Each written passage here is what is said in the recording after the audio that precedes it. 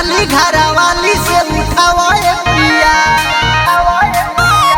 समझते क्यों नहीं? दसो है वो घीव में डुबावे पिया मजा साली घरवाली से उठावे पिया ऐसा नारा फर गवानी राजा जी ऐसा नारा फर गवानी राजा जी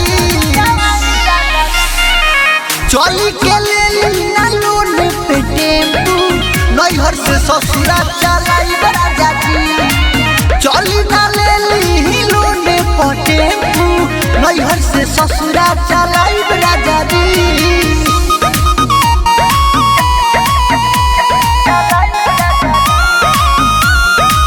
गरिमा रिकॉर्डिंग स्टूडियो मुंबई।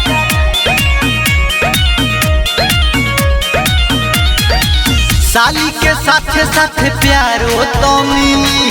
पैसा के साथे रोजगारो तो मिली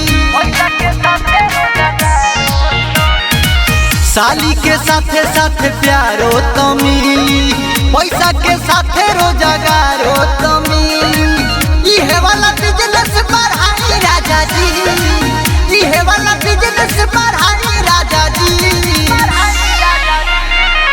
चली ना ले लोन पटे नैहर से ससुरा चलाई राजा जी चली ना ले लोन पटे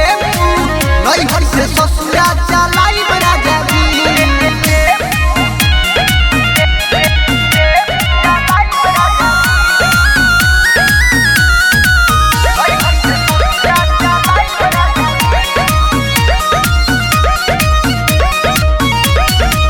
होई कमाई झमकाई भमसारी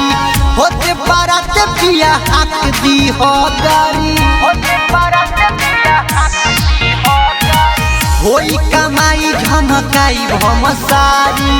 होते बारात पिया हाक दी हो गारी राइटर संजीता के देखाई राजा जी ललुआ के गाना बजाई राजा जी अरे चली ना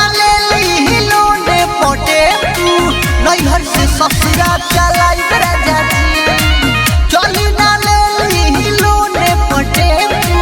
नैहर से ससुरा चलाई राजा जी एक्सक्यूज मी।